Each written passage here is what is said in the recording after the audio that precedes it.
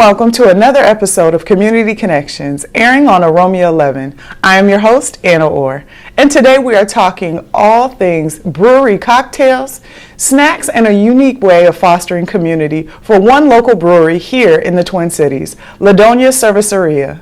We're talking to Sergio Manancero, their general manager, about some really delectable things and some really good community engagement. This episode you won't want to miss.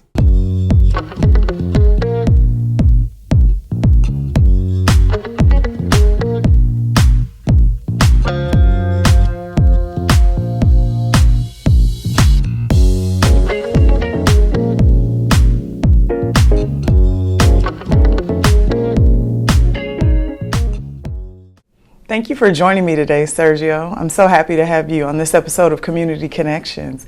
Can you do me a favor and introduce yourself and your role at Dona Cerveceria? Yeah, thank you so much for having me. My name is Sergio Manancero, and I am the general manager at Dona Cerveceria and one of the co-founders. And can you talk to our viewers and explain a little bit about what your actual business does and what a cerveceria is? Yeah, so cerveceria just means brewery in Spanish. And so my family is from Uruguay in South America. So when I got into brewing and when I got into wanting to start a tap room in a craft brewery in Minnesota, I wanted it to be something that was Latin inspired because that's my background. And so we make beer. We make really good beer, and we make some food now too. And we run a tap room here in North Minneapolis that has about a 300-person capacity, and we host events and we do all kinds of stuff for the community. And generally have been running a bar now for 5 years. We've been open. Now, you mentioned earlier that you guys are located in North Minneapolis off Fremont Avenue North. Can you talk about being in that neighborhood? Because you don't see a lot of breweries in that area, period. Yeah, so we were... the Harrison neighborhood that we're in has one other brewery, but like they're a little bit more of a production brewery, and they're a little bit further away from us, so we're a little bit more in the north side. And we kind of came into a space that nobody had really moved into yet to build anything or build any other businesses, and so the neighborhood's kind of changing now as we've been here for about 5 years. But it's a great part of North Minneapolis and a great part of Minneapolis just in general, and it's growing, and the light rail's coming through, they promise. So it's a fun place to be and see a lot of changes happening now. So you guys are the first Latino influenced brewery. Can you talk about what that means and kind of some of the work around achieving that actually? Yeah, so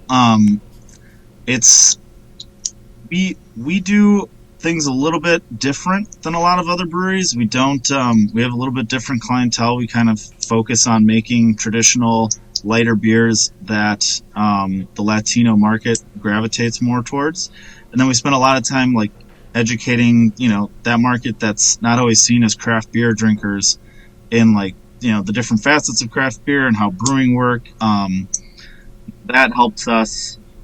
It kind of helps us have a touchstone in the Latino community that we're educating and trying to influence more of them to become craft beer drinkers and go to other breweries and tap rooms. And it was just this massive. It's the community I grew up in Minnesota, and it was probably the largest untapped market in terms of craft breweries. So we do a lot of events that cater specifically to that community, and I host a lot of my family friends. Different family events here, right? And that's kind of been the progression. I saw on the website that you guys have a portal where people can book parties, and you guys are talking now that we're in graduation season. I can see how timely a celebration space like that would be.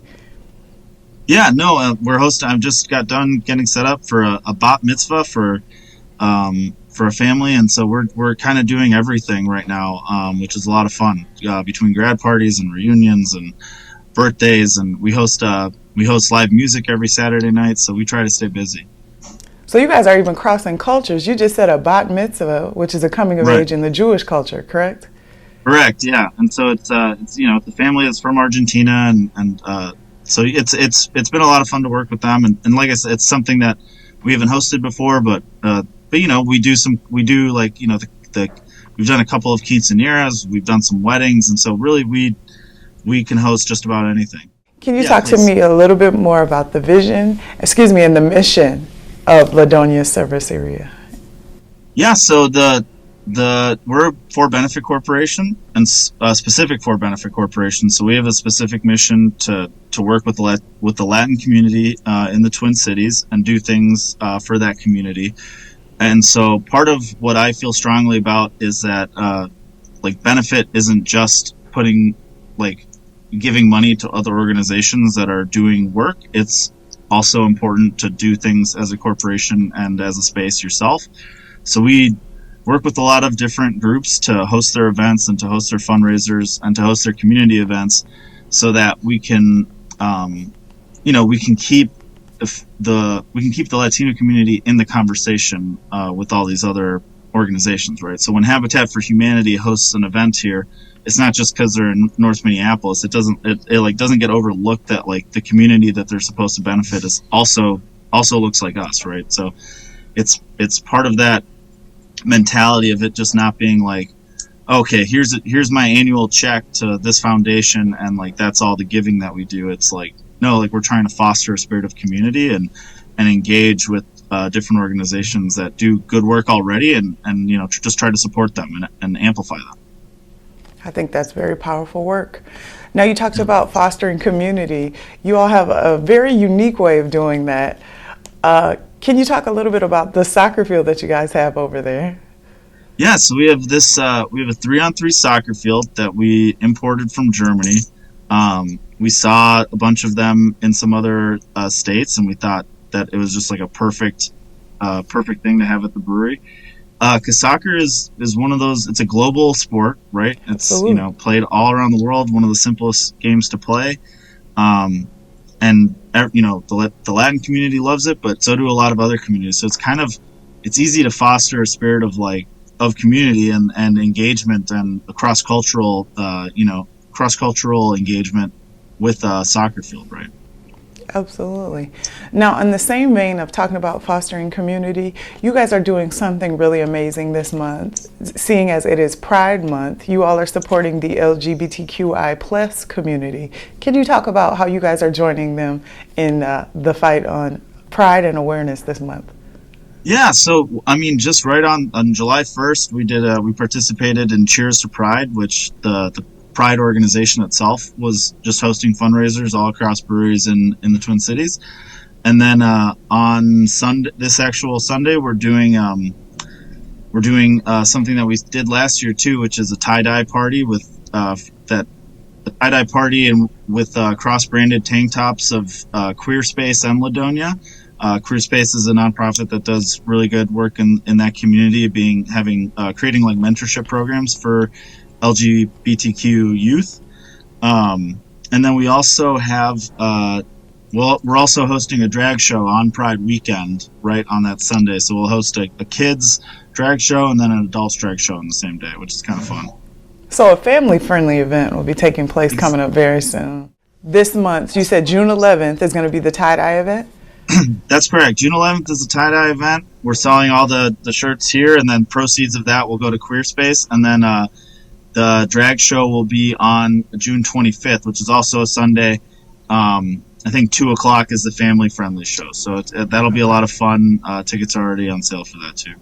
Okay. And people can pick up tickets at the website, correct? Yeah, through Facebook. So if you go to our Okay. Facebook, we'll share some posts of where the links are and stuff like that. Yeah. That's wonderful. Now, Yeah. you all just won an award not too long ago from the Minneapolis and St. Paul Business Journal, is it?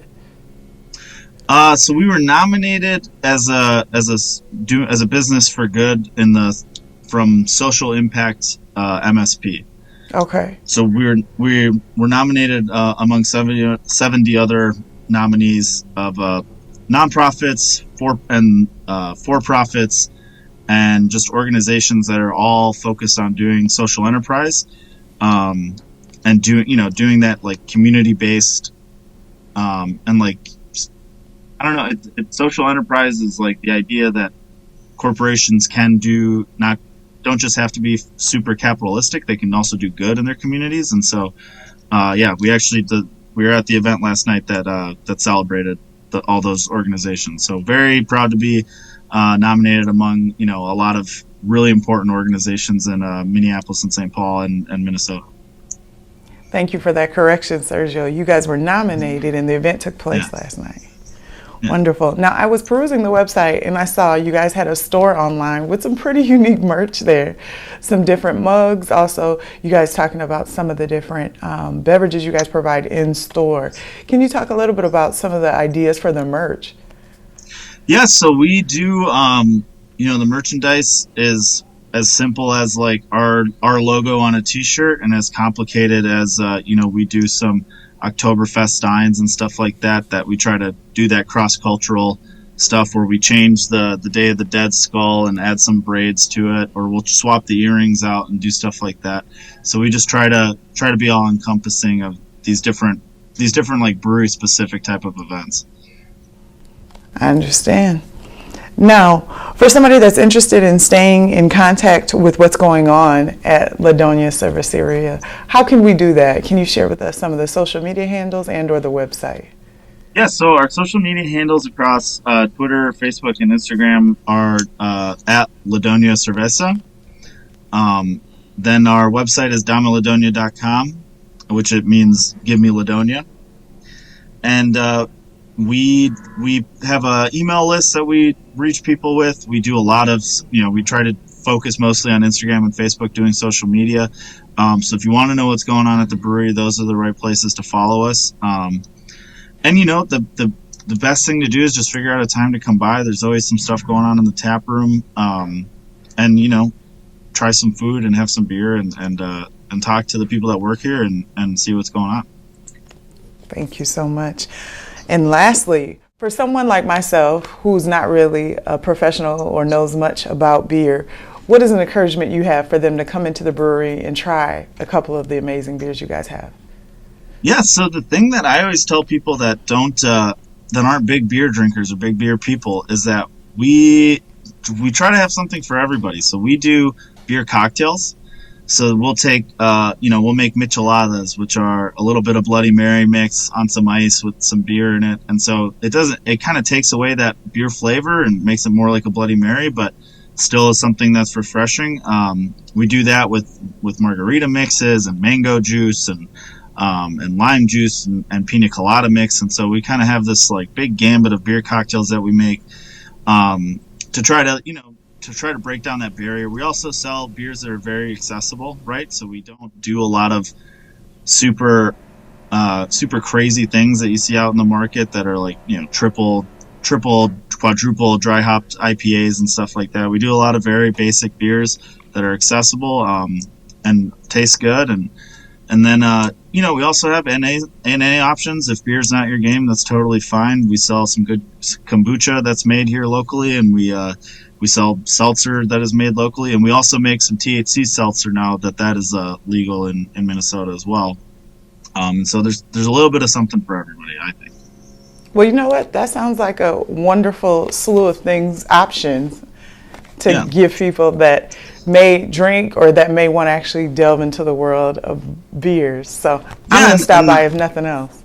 Yeah, no, and I mean, we sell tacos and quesadillas every day, right? We have our own little kitchen here, so at the very least, you can come have some food. If beer's not your thing, come have some food and you hang out with us and you catch a soccer game. I would love to do that. Thank you for joining me today, Sergio. Thank you for your time and for the work that you're doing in the community. Thank you so much for having me. I really appreciate it. Absolutely. Keep up the great work. Yeah, you too. Unfortunately, that is all the time that we have for this episode of Community Connections. A very special thank you to Sergio Manancero and the special team over at Dona Cerveceria.